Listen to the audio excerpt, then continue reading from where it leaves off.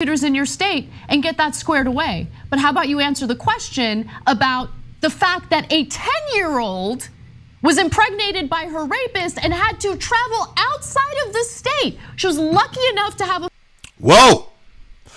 That's a pretty terrible situation, Anna, and you're right. Let's talk to the DA and see what he has to say about it. Let's talk about it, y'all. Middle America. And you ain't black. The first time ever any... What are you people? We're Americans. We are Americans indeed. My name is Vincent. This is Middle America. Shout out to the big homie Ben Moen for coming through. We know we can always depend on you. Dear listener, we have a terrible topic to discuss tonight in Middle America.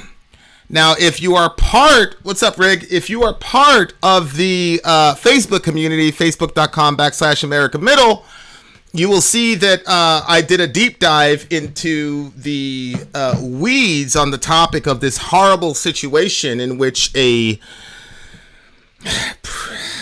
was going to say prepubescent, but it doesn't really work that way considering the claim. But the 10-year-old girl, who was assaulted.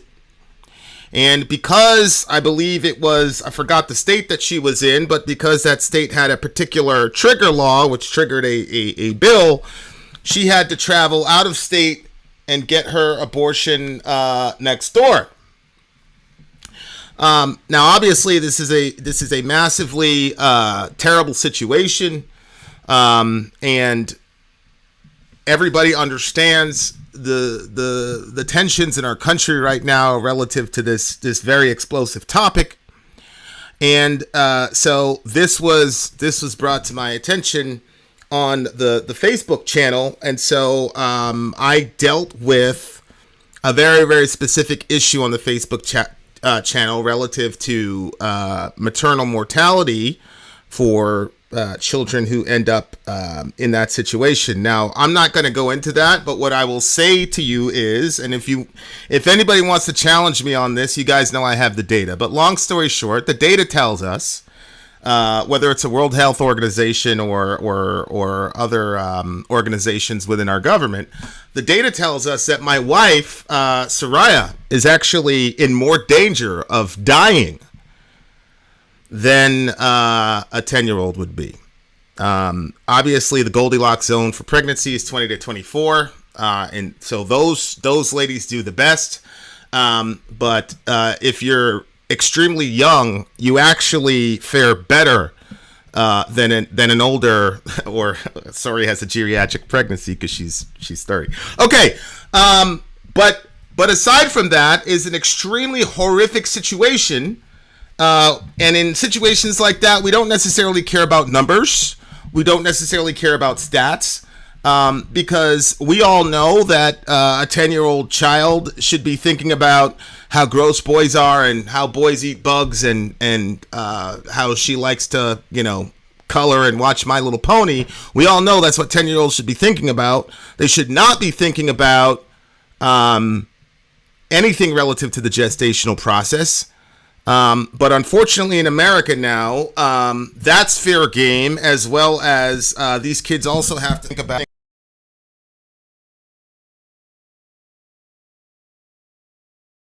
and the fully armed police being there, not protecting them. Now, I'm just going to let the cat out the bag, dear listener. I'm not going to cover the Uvalde video with the cops and all. I'm not going to do that. And if you know me, you know why I'm not going to do that. Now, this young lady, she was in Ohio, and then she had to go to Indiana to get her abortion. That's what we're told. Okay. But no, I'm not going to touch. I'm not going to touch the Uvalde situation. I'm not touching that. Everybody's talking about it, so I don't need to talk about it. And like I said, the people that know me know why I'm not going to cover that story. I'm also not covering the story of the black guy who got shot 60 times. There's a lot of shit that I'm not going to cover on this channel. And what I'll say to you guys about that Uvalde video before we get into this discussion is, just because something is on the internet doesn't mean you have to watch it. if you know we have a gun problem in America, you don't need to watch that video, right? Okay, so that's what I say. I say it to everybody. I say it to black people. We don't need to watch videos of black people getting killed. I'm not going to watch videos of children being killed. And I'm not going to watch police just standing outside. I'm not doing that. Okay. All right. Now, let's look at this. The Hill just did a report on this, and so let's check it out. The Hill covering this. You guys saw Anna Kasparian. Anna Kasparian said, I don't know, talk to the AG. We're actually going to talk to the AG, Anna, very soon. But let's deal with the Hill first, shall we? Here we go. Here's the Hill. They covered this pretty recently. A local Indiana newspaper reported last week that a 10-year-old rape victim was denied abortion access in Ohio just 3 days after the overturning of Roe v. Wade, which forced her to seek care outside of the state. Now, this story instantly went viral online, and it actually made its way all the way to the White House. Just last week, it was reported that a 10-year-old girl was a rape victim in Ohio, 10 years old. And she was forced to have to travel out of the state to Indiana to seek to terminate the presidency and maybe save her life. That's last part is my judgment. 10 years old. Right, that's Mr. Biden's judgment because the fact of the matter is, as I said earlier, statistically speaking, my wife is in more danger in delivering our child in October than this girl would have been. That's what the doctors tell us. We continue. 10 years old, raped, 6 weeks pregnant, already traumatized, was forced to travel to another state. Imagine being that little girl. I'm serious, just imagine being that little girl, 10 years old. A recent analysis, however, from the Washington Post now calls into question. This is the Washington Post. See that there, democracy dies in darkness? That's owned by Mr. Jeff Bezos, who, in an act of humanist defiance to Roe v. Wade, announced that he's going to pay for the abortions of his employees, which of course got a lot of hand clapping from very naive people who don't understand that Mr. Bezos would much rather pay for an abortion than he would full maternity leave, much less paternity leave. This is once again where men will pretend that they're invested in the abortion issue because they love women, when in reality, it is a monetary decision. Every dude who knows another dude knows that child support is a hell of a thing. And Mr. Bezos also knows that maternity leave, paid maternity leave, is a hell of a thing. And abortion is a lot cheaper than that. But here's our president. But here's the Washington Post. This is the Washington Post, owned by Mr. Bezos, who's obviously pro-abortion. So what we're about to hear comes from them. We continue. Question details of the Indianapolis Star's reporting, considering only one source is attributed for the story: abortion doctor Caitlin Bernard. According to the Washington Post, it's not evident that the Star made any kind of fact check on Bernard's account. We want to get into what else. Fascinating. So this lady tells somebody in the local newspaper, I heard, so she's already admitting she's a secondary source. I heard this situation happen, and they immediately ran with it, and they immediately made it go viral. Trump would say something like the sky is blue today, and there'd be fact checkers, it'd be headline news. The sky isn't actually blue and the sun isn't really yellow. The sun is white. We continue. Else is fishy about the reporting with culture editor at The Federalist and co-host of Rising Fridays, Emily Jashinsky. She joins us now. Welcome, Emily. What's going on right now? Italy. Sorry, I just got back from France and feeling very cosmopolitan today.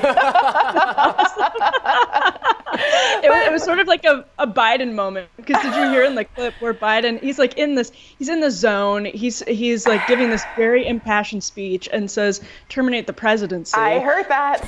I heard it. Yeah, I heard terminate the presidency too, but this situation carries so much gravity that number one, I don't believe it's right to mock the president no matter who the president is, but number two, We're talking about a really, really serious situation here. So in my view, this is poor form, but, you know, obviously these three don't have a specific stake in the game. So it is what it is. I just don't think it's appropriate. But anyway, we continue. Yikes. But look, in all seriousness, what's going on with this story? How did this manage to get all the way to the White House with so little fact-checking? You know, that's one of the things that, in a sense, it's a great illustration of what happens, because this came out of the Indy Star, which is a Okay, Sadie, here's what I need from you, okay? Because Sadie, you're not a medical professional, right? So what I need from you, Sadie, is go ahead and get me the biologist or the physician that says that a 10-year-old being pregnant is an automatic death penalty. Okay? So you get us that data, and we'll watch this, and then once you get us the data that says that's what you just said is true, I will post it on here for everyone to see. You don't even have to get on. You don't even have to get on and defend it. Just get me the credentialed physician that's going to say that, and then I'll put it here for everyone to see. We continue. Very reputable major newspaper. It's not, you know, the local paper or whatever. It's the Indy Star.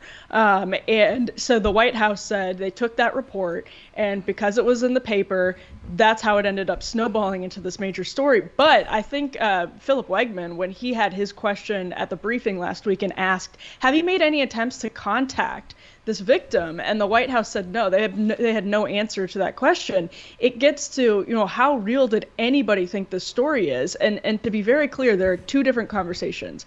One, there's a conversation about whether the story is representative of something very serious that is going to happen in the post-Roe landscape. And the second element of it, though, is how did this get printed?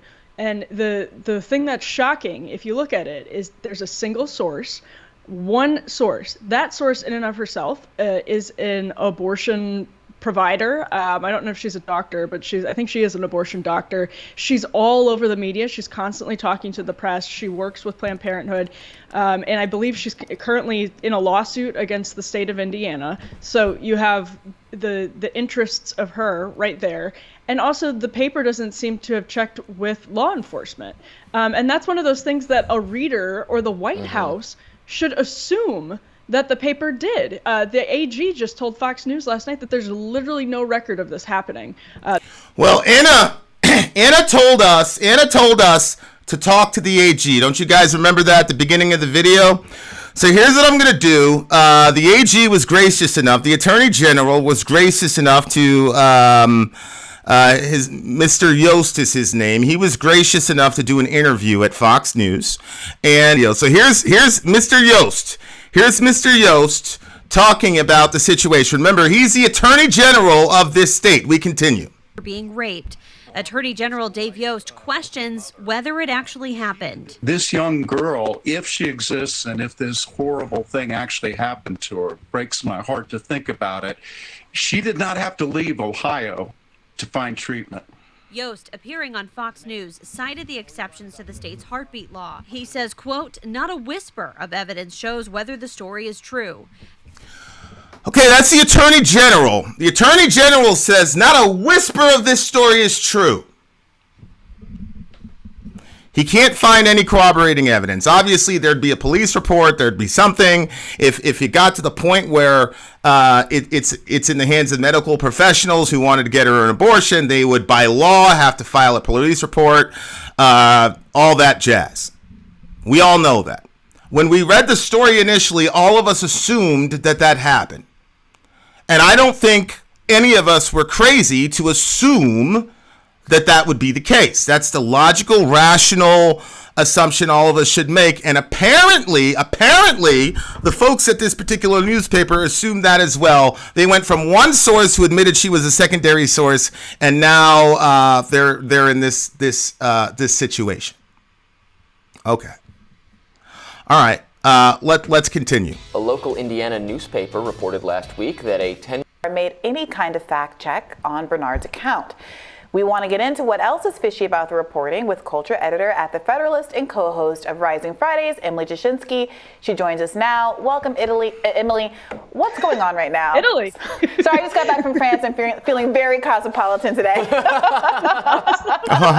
Very reputable major newspaper. It's not, the local paper or whatever. It's the Indy Star. And so the White House said they took that report, and because it was in the paper, that's how it ended up snowballing into this major story. But I think Philip Wegman, when he had his question at the briefing last week and asked, have you made any attempts to contact this victim? And the White House said, BC said, that's the stupidest thing I ever heard, Vin. Stupid. She was 10. BC, this person doesn't exist. I don't know if you've been watching, but the Attorney General has no report of said situation, and they've deployed people to look for this child, and nobody can find this child at all. There was no police report filed. The only evidence we have is a secondhand phone conversation from a person who obviously has a vested interest in abortion continuing, right? So please, BC, please pay attention to what's happening. Please pay attention.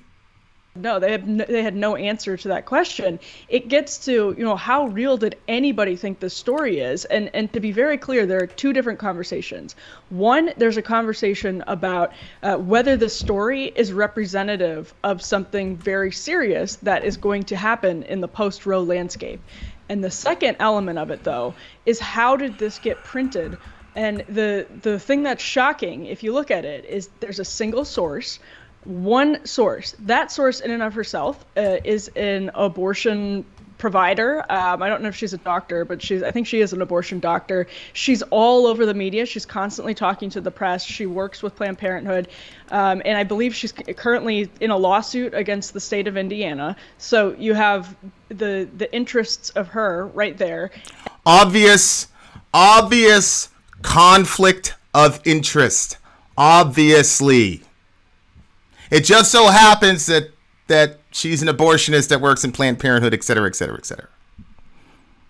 All right.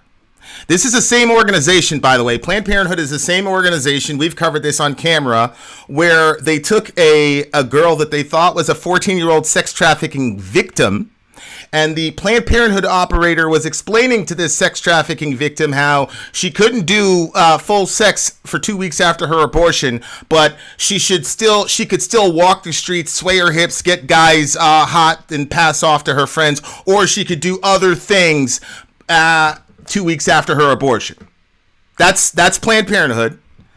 And so you'll excuse me if I have a very difficult time believing these people. Now here's Matthew A. You're using a Republican AG as proof of denial for the story. No, Matthew. No. I'm not saying that the Republican AG is proof of the denial, because the thing is, I don't have to prove a denial. That's not how logic works. Matthew, those people are making a positive case, so it's on them to positively show us the police reports. It's on them to show us the name of the detective that was assigned that case. It's on them to provide that to us. It's not on the Attorney General to prove a denial. But this is where we are. These are the sort of logical pretzels that you have to work yourself in. And shout out to Matthew for participating. But these are the logical pretzels that you have to put yourself in order to justify this practice. We continue. Unbelievable. And also, the paper doesn't seem to have checked with law enforcement. Unbelievable. And that's one of those things that a reader or the White House should assume that the paper did. The AG just told Fox News last night that there's literally no record of this happening. There is no record, according to both states, of whether this has ever happened in the state. And there would be if something like this had, almost certainly would be, if something like this had actually happened. So the newspaper should have done it. Then the White House should have done it. But you can see, you're supposed to be able to trust the newspaper to have already done the due diligence. So I get that the White House should have done it, and I am in no way, shape, or form defending Joe Biden or Kamala Harris. Everybody knows how I feel about them. But on a real, practical, human level, when you've got the economy, there's still a war happening in Russia, Ukraine. We still got assets in Niger. They've got a lot of things going on. So when you hear a report like this, I think everybody, including myself, just assumed the due diligence was done. So I don't really think that you can. What I will say is, I'm sure they've got media people that you filter that stuff through and should have done the fact checking. There should have been people that did the fact checking, because now obviously the president looks horrible bringing this case up, and it turns out there's nothing to actually prove that it happened. I actually understand how that happened. Well, right. So this is an interesting journalism issue because they did. It's not the biggest screw up ever, because they did. Caitlin Bernard, the abortion doctor, or gynecologist, or whatever kind of medical doctor she is. She is on the record. So she did this. It's not anonymously sourced. She said. But what she said in the story is that I heard of this happening from someone else. So she did not have any interaction with the alleged 10-year-old. Unbelievable. She heard from another. So this is according to the Washington Post fact check of it, that Caitlin Bernard, who performs abortions, received a call from a child abuse doctor in Ohio who had a 10-year-old patient who was 6 weeks and 3 days pregnant. So she says she heard it from someone else. Given that is the. And then she's the only source. So she is named, but she doesn't have any knowledge of this. She doesn't have it's already at her level. It's not a primary source. Yeah. It's secondary source. So I think, given that being the reality, it was on them to check it additionally, which, as you said, they clearly didn't do. And then now the Washington Post tried to verify that the 10-year-old exists and couldn't do it. And they made significant effort to try to find the person. They contacted law enforcement. They contacted clinics. They could not produce this person.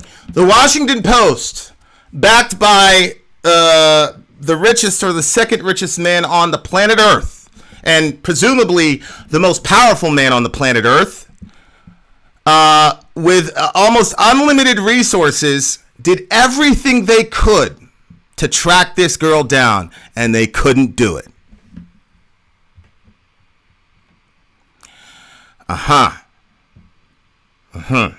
So this wasn't also part of the story that when you have a minor who's pregnant, there are certain reporting guidelines that the doctors have to take because they were obviously raped. It's statutory rape, and then they have to then go and provoke the follow-up investigation from a legal perspective, right? And that's part of why it was so suspicious, why there's no crumbs here that leads back to the victim. And I will say, look, I understand kind of relying on a news report from a reputable paper from the perspective of the White House. I kind of understand. Ranter Matt gives a very good point. Obviously, they would have kept her identity secret. And if they did locate Shorty and her family wanted to protect her, they would have said, yeah. Now, keep in mind, the family supposedly of this young lady, which everybody's questioning, actually, does she even exist on the planet Earth? It doesn't look like she does, but the family had no problem putting this out there and making a giant news case out of this. I'm assuming that she was given the okay, the doctor was given the okay to have this discussion. They cannot find her, and the most rational Occam's razor solution to this would be they can't find her because she does not exist. It is not on the AG or anybody to prove that she doesn't exist. You made the positive claim. So show us that she does exist. That's the question. That's the issue. Does this young lady exist? We continue. Unbelievable to me. Or from the perspective of others who were talking about this story, taking it at face value. But there does also seem to me to be something a little bit untoward about the White House using this story rhetorically to make a point about abortion without caring enough about the victim to have investigated, to even try to help her. That's a great point. Right? Like, if this is really this terrible thing, which if it were true or is true, it is obviously a horrible thing. Right. And you have the power of the presidency, wouldn't you have wanted to reach out to give aid and intervene on this child's behalf? I hate finding myself in a position to defend Biden, but by the time Biden commented on it, the story had already been told that she was able to get her abortion in Ohio. So what could Biden, have done? And the other side of that is, I'm sure Mr. Biden and the rest of those folks themselves tried to get to this girl so that they could prop her up and do all types of whatever with her and her family to make this case. But they were not able to. So again, I'm just not going to. That's not enough for me to criticize Biden. Was he trying to use it for political capital? Obviously. Does it make him a bad person? Well, I don't know. If you truly believe that this practice is a good thing to do, then, I understand why people would do that. I get it. I understand. So I don't think I understand the argument here.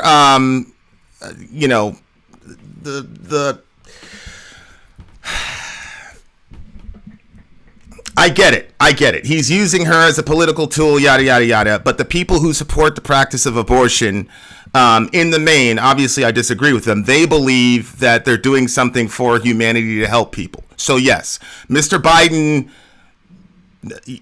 he dropped the ball here, but I don't think that criticism can really land. The girl had already she had already been assaulted. The story had already been woven. And by the time he spoke, she had already had her abortion. Again, all of this is in scare quotes because, nobody can find this woman. The most powerful man on the planet, the president, couldn't. The second most powerful man on the planet, Jeff Bezos, couldn't. Nobody can find this person. The AG can't find this person. There's no legal trace of anything happening. Okay, it's one source who admitted she was not an eyewitness. This is where we are.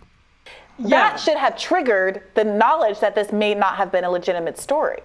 I think that's why Philip's question was so smart. Well, Candy, that's very possible. So do me a favor and tell me, give me the main assumption that I'm making, because all I'm doing is commenting on what people are repeating. We continue. Because that's the real way to get at this. I mean, how sincere is this concern if you are not going to check in and see what happened? I mean, even to, of course, try to check in with the individual, check in with the state, check in with law enforcement. Have they provided resources? Is everybody okay? I mean, the White House has staff to do that. And you'd think that they would if the story was more than just a point in a speech to them. And that's not necessarily on the president, although you'd think if he reads something like that. Again, yes, technically they should. I just think that the president has so much that he's dealing with where I could see myself making this kind of mistake. So they're using it as an opportunity to slam Biden. I don't really think that that's the story here. Okay, I don't really think Biden and all this is the story here. I don't think that that's the story. As the president, he would immediately marshal resources to help deal with it. But speechwriters, everyone, nobody thought. So I think that's another extremely important point of this. But it does get to, like, you cannot trust newspapers right now. Like, this is an old school newspaper. They did not do the basic due diligence, and this one got caught because it turned into a really high profile thing when the White House used it, but they did not do the basic due diligence. They local news has been hurt so much by technological changes. They don't have the layers of editorial control and fact checking that they used to. But even as a reporter, even if you reported and edited and published this story yourself, you would check in with law enforcement. Well, it is obvious. To that point, I want to read the last paragraph of this Washington Post fact check, which again was a good and worthy fact check because they tried to corroborate and then were honest about the fact that they really couldn't. But then the Washington Post article ends with this. This is the bottom line. This is a very difficult story to check. Bernard is on the record, but obtaining documents or other confirmation is all but impossible without details that would identify the locality where the rape occurred. And then here's the weird part. With news reports around the globe and now a presidential imprimatur, however, the story has acquired the status of a fact, no matter its provenance. If a rapist is ever charged, the fact finally would have more solid grounding. What on earth did they mean by that? That it's a fact because people have said it was a fact? I think what he's trying to get to is the way that... What that means is this was a grand slam emotional home run to get people distracted from the fact that we're tearing children apart limb from limb with the practice of abortion. And we got everybody worked up with this giant emotional situation to make them abandon their rational faculties. And so we have the awkward providence of having to admit that this was a complete lie, but it's still a fact somehow. Even though it's a lie, it's a fact somehow. Like media and social media creates, nobody reads the correction, right? So like even if there was a correction on this story, it has gone around the world a million times, and average readers don't have the time that we do to consume every little tidbit of news on Twitter, and so they see the original story for the most part. And sometimes, you know, if they pay attention to conservative media or alternative media, watch shows like this, they find out that it was wrong. But otherwise, people see something, they hear something horrible from the president, it's excerpted on the nightly news, and they really believe it. Hey, Sadie, I already did this drill with Matthew Maida. Sadie, the article that you gave to us is quoting a report. Please get us that report. Here's a hint. I already have that report, Sadie. So I will deal with your report in a second. Here's what actual scientists and doctors say about this situation. And by the way, what we're looking at here includes third world countries. There's 144 countries in this particular surveys. This includes third world countries or underdeveloped countries, okay? The aggregated data show a J-shaped curve for the age distribution of maternal mortality with a slightly increased risk of mortality in adolescents compared to women aged 20 to 24 years. And the highest risk is in women older than 30 years. So 20 to 24 is the Goldilocks zone. You're in the best shape there. Now remember, this is the including third world countries. The Goldilocks zone is 20 to 24. Second best is 10 to 19, and the people in the most trouble are 30 and onwards. That's what the data is telling us. Now, Sadie quoted an article that quoted a report that talked about maternal mortality in the world, and I'm waiting for Sadie to quote the source document because there's a very specific detail in the source document pertinent to maternal mortality in the third world that Sadie's article didn't mention, and that's why, Sadie, I'm telling you to get to the original article. If you can't find the original survey by the time I end this video, I will put it up there for everybody to see. But right now, here you go. That's what the experts are saying. They concluded that, here was the conclusion. Here was the actual conclusion or interpretation. This is Lancet Global Health, by the way, for everybody's edification. And you guys know how I get down. I always have my sources. Here was their interpretation of their data. Our findings suggest that excess mortality risk to adolescent mothers might be less than previously believed, and in most countries, the adolescent maternal mortality ratio is low when compared with women older than 30 years. This is what Lancet Global Health is saying. They're not a right-wing organization. Look at what they say. These findings should not divert focus away from efforts to reduce adolescent pregnancy, completely agree, which are central to the promotion of women's educational, social, and economic development. I agree completely. So listen, this is a very terrible emotional topic, but I wanted to arm you with some information. The information says you've got three groups of females, women, okay? The best is 20 to 24. The second category is 10 to 15, and there's a slight uptick in maternal mortality. But the people in the real danger zone are women in the 30s, and this includes the third world, dear listener. All right, let's continue. And that's an incredible disservice to the people that you work for. If you're a journalist, you work for your news consumers, you work for your readers, and it is just an awful lack of standards to respect them enough to do the due diligence. Yeah, we saw this. Which is why we have to have people like Candy Apple in the discussion. We should be talking about debating the ethics of the media here, not abortion. I half agree with that. I think she's right. The question has to be asked. These guys spent a lot of time going after Biden, which in my opinion, I thought was unfair. I thought it was unfair to go after Biden. I think the real bad guy here is the media. They knew that America is in this very transitional, emotional moment, and they took advantage of it. Now, a person could say, why did they do that? They were trying to go viral. They were trying to get the big scoop. Another person could say, no, these people have an agenda, and this was a Christmas gift to the pro-choice movement because they know that they're losing.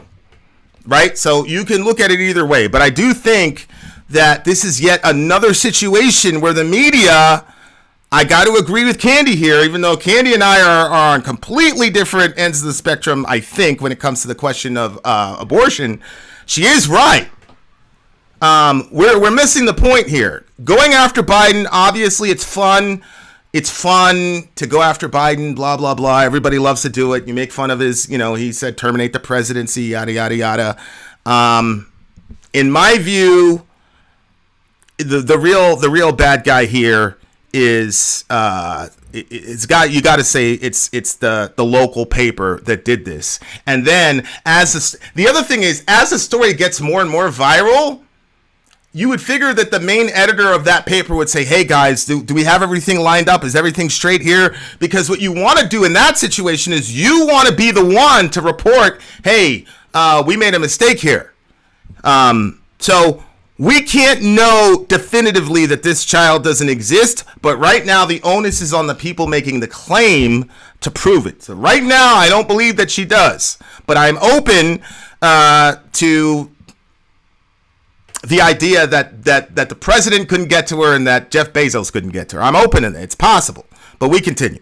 With the Haitian whip story at the border, I mean, there are people who still talk about the whipping, and what really frustrates me as a leftist is that oftentimes the underlying thing described is bad without the embellishment.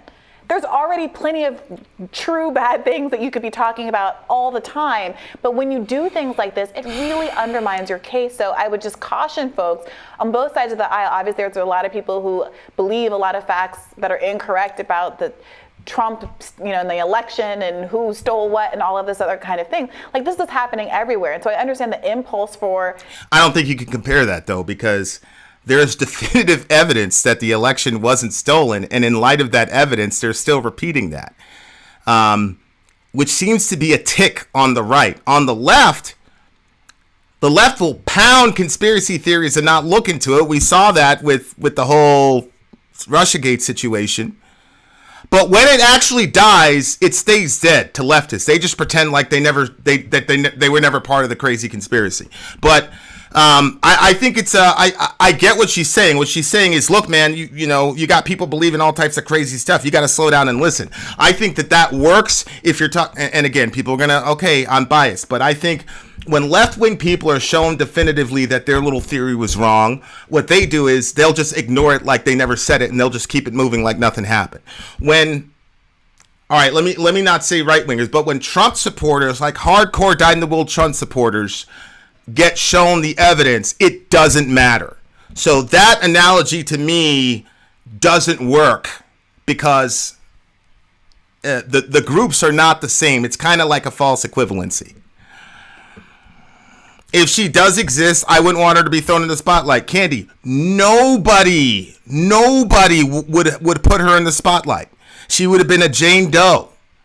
They would have handled her the exact same way that the newspaper handled her. But again, that's not the issue. Not being able to get to her isn't the issue. The issue is there is nothing from the AG, nothing from the local police. There's no detective assigned to the case. No case was created. There was no doctor that did the rape kit. There's no doctor that saw this child, recommended the abortion. There's no reports of this child. She's a complete ghost. That's the problem.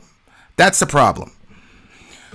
Vin, you mean you don't believe the My Pillow guy? Well, again, I don't want to stereotype all people on the right, because you guys know I love you guys. I mean, I came from you guys and whatever. But you have to admit, it doesn't matter what evidence certain folks see. It doesn't matter. As a matter of fact, when you show them contravening evidence, you guys are going to get really mad at me. I'm sorry, but it's true.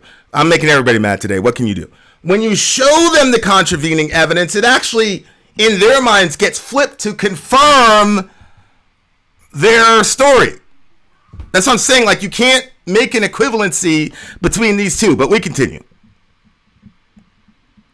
Information czars and everything, but what people like Glenn Greenwald have been pushing back against is that it is not a partisan issue. These kinds of stories happen, misleading good faith news consumers on both sides of the aisle all the time, and it really puts us in a difficult position to trust each other and have good faith conversations going forward. But thank you so much, Emily, for joining us today. Of course, that was very well said. Agree with every word. Yeah.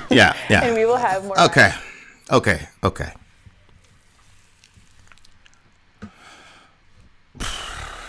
Now, Ben is saying it doesn't matter if she's real or not. This still happens. Well, it happens so few times that go to the Guttmacher Institute. The Guttmacher Institute is a reporting arm of Planned Parenthood. And they do a breakdown of why women have abortions and the age ranges when women have abortions. They don't have any age ranges below 15 on the Guttmacher Institute website. Why? Is it because nobody below 14 or 15 gets pregnant? No, it's because the cases in which a 10-year-old gets pregnant are so few that it's impossible to track it in a survey. Okay? That's why, Ben. Now, what people want to do with this story is they want to take a situation that happens once every 20 years or whatever in a country full of 320 million people. They want to take that one edge case that happens once a decade and then use that to justify killing 60 million children that we've done in abortion since Roe v. Wade was passed in 1973. They try to make a logical, so the technique is, I'm going to get you all emotionally riled up about this 10-year-old. And I'm not going to tell you this happens once every 20 years and it's so few that the Guttmacher Institute can't even track it. I'm not going to tell you that. I'm just going to get you all ginned up about your emotions. And if you didn't get emotional when you heard that story, I don't care what side of the aisle you're on. I've got daughters, but it doesn't even matter if you have daughters. If you didn't get really emotional when you heard that story, I mean this from the bottom of my heart, something is wrong with you. So what they do is, they get you ginned up all emotionally, and then when you're at the peak of your emotion, they make the logical leap, and that's why we need to keep killing children. I've asked these people on camera. I said, okay, I will make an exception for a 10-year-old pregnant child, and then we'll outlaw all the other forms of abortion. Would you agree to that? They say no. Okay, all right. This is a horrible situation. But what this tells me about the people that are supporting this practice at the elite level is that they're massively insecure about the morality of this action. Abortion is so horrible of a procedure and such a morally terrible thing to participate in, and I mean this as a society, that in order to justify it, these people had to concoct the worst story of all time in order to justify abortion. Did you notice that they never they never bring up the 99% of abortions, which is, I want to finish grad school. According to the Guttmacher Institute, financial and educational ambitions are the number one reason that women are having abortions. Why don't they bring these people on MSNBC and CNN? Why concoct a strange story from one newspaper in Indiana and make this a national outcry? It's because they know that abortion is so horrible that the only thing that could justify it is an equally horrible act called sexual assault. That tells me that they don't truly believe that this action is a moral action. That tells me that they know that they're killing a baby. It also tells me that when they say things like, the vast majority of the country is pro-choice, well, good. If the vast majority of the country is pro-choice, then let it go to the states to vote and let all the pro-choicers vote to continue killing the children of their state. If you truly believed that this was a good thing to do and that America was behind you, why would you have to concoct such an insane story? Why? I think we know the reason why. We know the reason why. Dear listener, the data is clear. My wife is in a much higher risk bracket than, let's say, that 10-year-old did exist. And right now, I am agnostic relative to this person's existence, much less this situation that supposedly happened. But we have actual information from actual specialists on this topic. We don't need to guess. We don't need to do Facebook medical. We don't need to do any of that stuff. We have documentation from experts that tell us what the most high-risk pregnancies are. And yes, it's true. Women at 30 or above are in the highest risk bracket.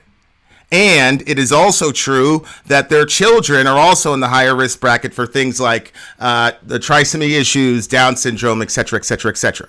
Okay, that's why when Sori's getting, we get multiple ultrasounds because she's at geriatric high risk pregnancies.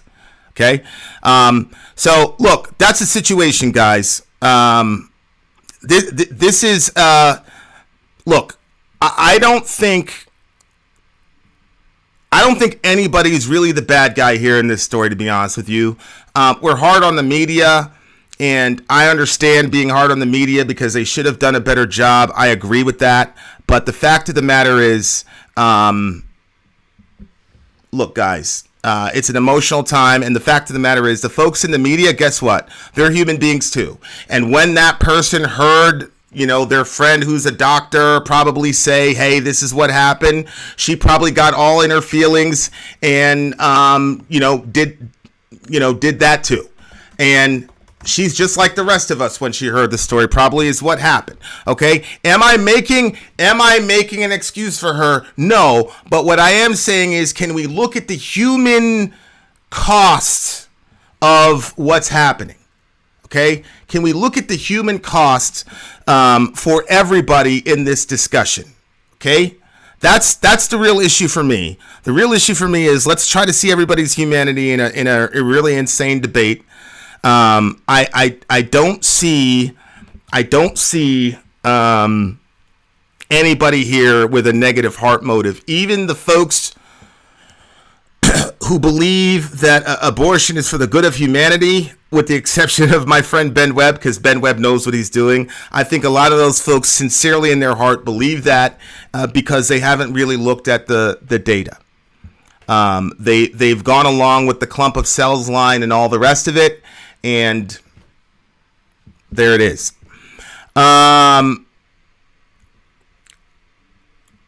Just facts, Sadie. Just facts. Other than that, I assumed you would check out once we posted the actual data, because that's your pattern. Out of curiosity, why is a higher age pregnancy riskier than the lower one? Well, there's a couple things. Is the breakdown in the placenta, blood pressure issues. You get there's preeclampsia, but there's the other things. All that stuff gets higher. I could tell you, like, watching Sori with this pregnancy is kicking her ass. It's pretty stressful because you can't do anything. Like, I can't really do anything now. Like, if I could take it on myself, I would. You guys know I've seen a lot of pregnancies, and this has been the hard one, and she's up there, in the 30s. So I don't know all the technical whatever. But yeah, it's difficult. And the other thing too is, I'm not sure why, but your risk of the trisomy 21 and trisomy 18, I think, skyrocket. What's really cool is, you used to have to wait 5 months, on the big ultrasound, and that's when they would tell you what the biological sex. I was going to say gender. The biological sex I actually believe in the sex gender dichotomy. That's a different story. But they'll tell you the biological sex of your baby at 21 at the 20-week ultrasound thing. But they're not. That's not really what they're looking for. They're looking for signs of trisomy and all the rest of it. What's really cool is there's this new technology out that, like, I think 6 or 8 weeks into your pregnancy, they can tell you whether your kid has any of the trisomies, and they can tell you the gender of the biology of the biological sex of the baby, like, at the same time. Really interesting stuff.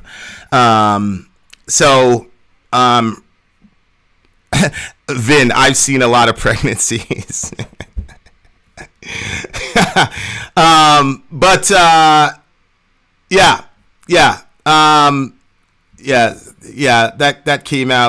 That came out a little bit weird. So there you go, guys. That's a situation.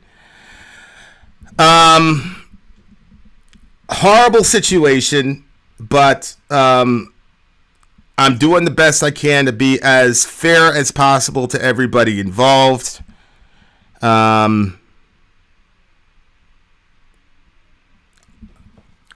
There's no middle ground on this topic at all. But what I will say is I'm making more of an attempt to get into the mindset of folks who have a sincerely held belief based on the propaganda that the abortion industry, and make no mistake, there are hundreds of millions and billions of dollars that have been made in this industry. So these folks have a vested interest in getting us to think a certain way. So if I only heard the corporate abortionist side of this discussion, I'm trying to enter into that mindset and really explore the emotions. Because while I believe that logic and reason is important, it cannot be the only factor that goes into decision making, because we are emotional creatures. So I'm trying to enter into that and trying my best to relate to that emotion. That's another reason I'm watching, Handmaid's Tale and things of that nature, because I want to understand people. And so understanding people is what's most important. Vin isn't really pro-life. He's actually in the pockets of the coat hanger industry. Yeah. I mean, that's perfect, right? That's perfect. Because that's everybody's going to go to coat hangers, which is another lie. It's a complete lie. I've had people, I bring that up all the time. I said, oh, really? That's terrible, coat hanger. Where is that? But again, if you were raised with this idea that prior to Roe v. Wade, you had droves of women just jacking themselves up, throwing themselves down the stairs, all types of crazy shit. How would you think and how would you interpret what's happening? And then on top of that, considering, I don't want to exaggerate here, but I've met very few females in my life that haven't been sexually assaulted. And I mean, like, sexually assaulted, not somebody said something that made you feel uncomfortable. I'm talking about sexually assaulted. Very few women that I've ever met that haven't been sexually assaulted. When we become close friends, it always comes out. So when you put all that together, and I'm talking to you pro-lifers now, because these people are losing, and they know they're losing, and so the balance of power is shifting, and you have to be very circumspect with the way that you handle that power. And we have got to do our best to understand the minds of people who disagree with us, so that, because if we don't, it leads to all the bullshit that happened in 2020, where we saw Americans killing each other on TV. I'm talking about the Kyle Rittenhouse situation. And I don't care who you thought was the bad guy in that situation. I don't care. My point is, in our country, we went through the opening salvos of a hot civil war where people were literally killing their own countrymen. So I've done a lot of thinking about this, and I was on the other side of 2020. I was a black person who I've got a running Rolodex of unarmed black men since my childhood who've been murdered on TV. Okay? And I saw people from the other side not give a fuck about that, not care about that, not consider that. And so those people never shared my experiences. They've never incarnated as a black man in America. So I can understand somewhat the dismissive attitude. So I have to think to myself, and this really got triggered because there's a person here in this forum on other, too. It's very close, really close to my heart. And I love this person, and she's radically on the other side of this thing. I think she said certain things just because she's stubborn and she didn't want to concede any ground to me. So she said things that I don't really think she believes. But the point is, I thought to myself, she's brilliant, she's compassionate, she's a beautiful soul. I don't see how this is consistent with her character. Then it came to me, well, how about you try to actually understand her? Like I said, there is no middle ground on this. This is an evil worse than the transatlantic slave trade. There's no middle ground on that. There's no middle ground on this. However,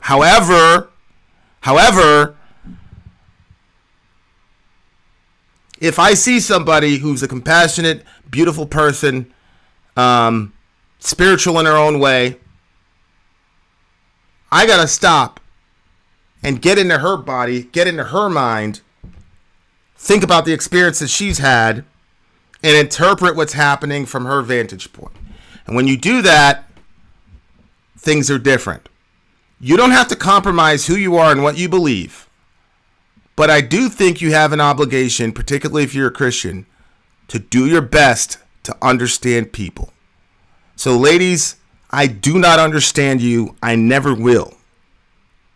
But I can tell you I'm trying. Dudes, I don't give a fuck how you feel about this topic at all, because most of you're just trying to avoid child support. You know that, I know that. I've been in the back rooms with y'all. Forget it. I don't care what you think. But I do care about what the ladies think. I do care about that. Michelle says, as a Wiccan, life to me is sacred. That's awesome. And I'm going to leave... Sebastiano says life is beautiful. I agree. Rig says, that's why I'm here. I consider myself pro-choice, but I want an earnest take from the other side, particularly someone who will hold a consistent pro-life point of view, anti-war, POV, etc. Yeah. And I agree, Luke. We've lost 62 million of our own country, men and women. Women, by the way, we could presumably half of the victims of abortion are young women, young girls.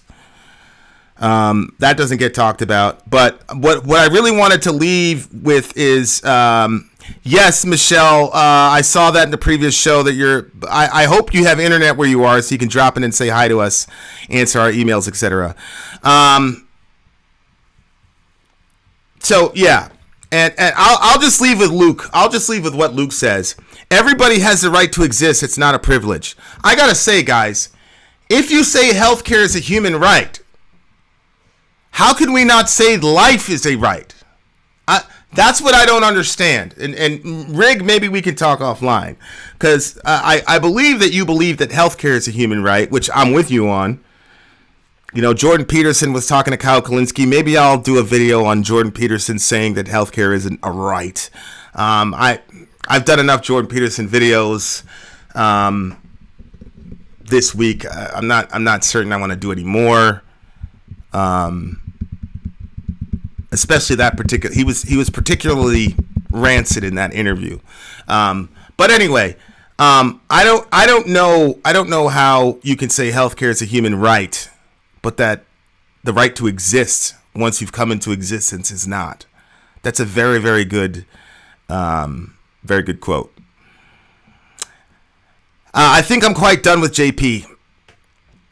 He's a very fascinating character to me, because on the one hand, when he's in his like hometown, or when he's in his arena, he's brilliant, erudite, compassionate, outside the box thinker, able to weave amazing concepts that you think are appositional or actually meet somewhere down the line in infinity. Brilliant guy.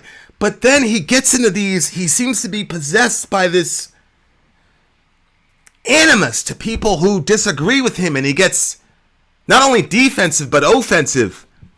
It's a very fascinating thing to behold. I think, and it's strange to me because one of his most viral videos was when he was talking to that woman on the English news channel, and she was talking about the wage gap, and he just completely deconstructed her. But he remained calm, and his affect remained unchanged, and he just questioned her into a hole, and she couldn't get out of it. And that was one of his most successful videos. I don't understand, he's never done an interview like that since then. And I understand there's been a lot of backlash. The left has tried to come after him, but I don't know. Something's going, something's going on with that guy. And, Sori finds him very helpful. I do too, but to Negative Vibes' point,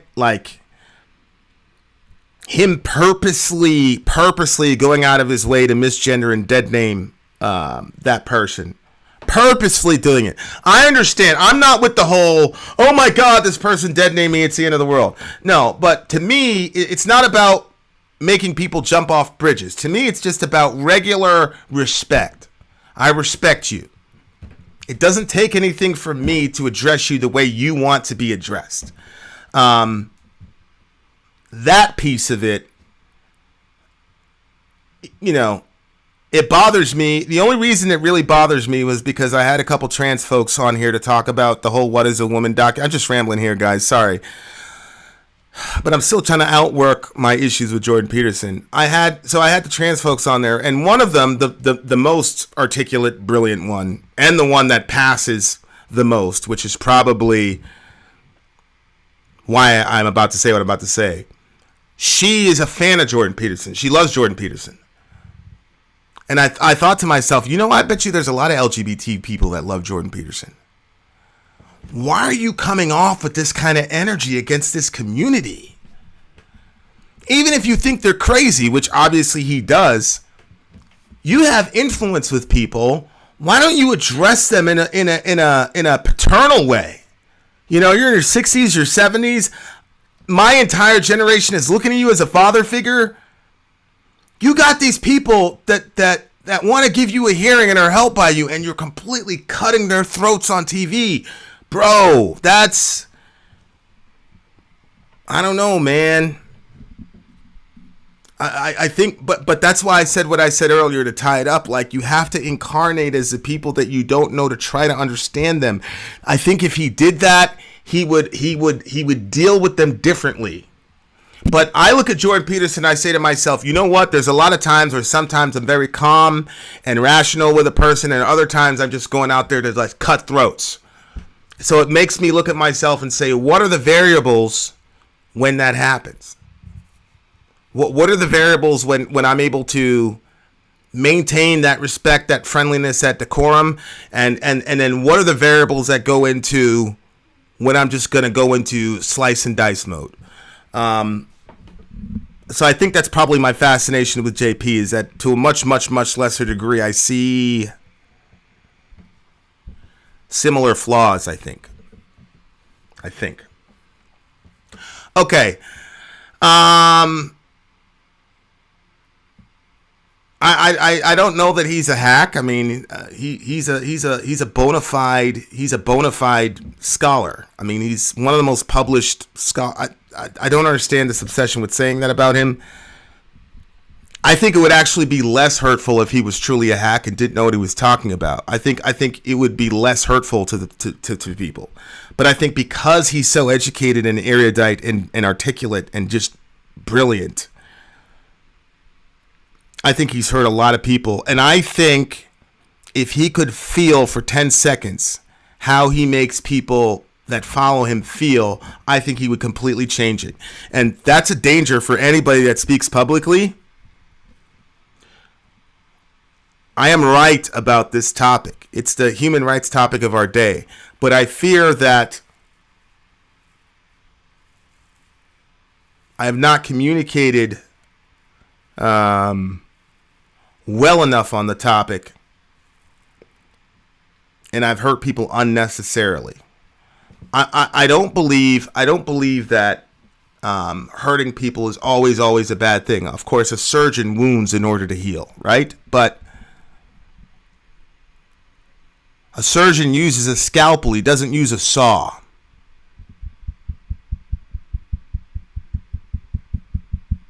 I think that's an important thing to remember. Okay.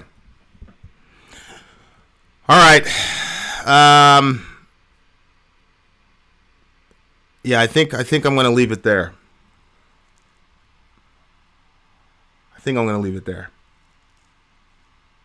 Well, Sadie, I'll make a deal with you. You take some time to come up with that, and you and I will talk face to face, and I won't say a word. I'll just listen to you. Off camera, away from all this shit. But if you really mean that, I really mean it. Me and you will take some time, and you talk and you explain this to me from your view, and I'll just listen. Okay. Love you guys. Love your neighbor. Take care of each other. How about tomorrow, Sadie? I gotta spend some time with Sori. I've been playing guitar all day and ignoring her, so we gotta watch our show. But tomorrow, if you have free time, inshallah, she's got your number, so we'll find a way to make it happen soon, inshallah. As always, guys, love your neighbor. Take care of each other. Don't live in fear. But I can say it all the time, you're going to Walmart, get in and get out. Don't play around. Don't listen to music. Make sure you're being aware of your surroundings. Get home to your friends, your family, and our little chat. You got people that love you and care about you. And if you're thinking about doing anything loco or crazy, you're worth more than that. To just throw your life away in a hail of bullets, right? So it's the best I can do, guys. Try to look out for each other, and try to see things from another person's perspective, no matter how wrong and crazy they are. All right, guys, I'm out of here. I love you guys. Please take care of each other.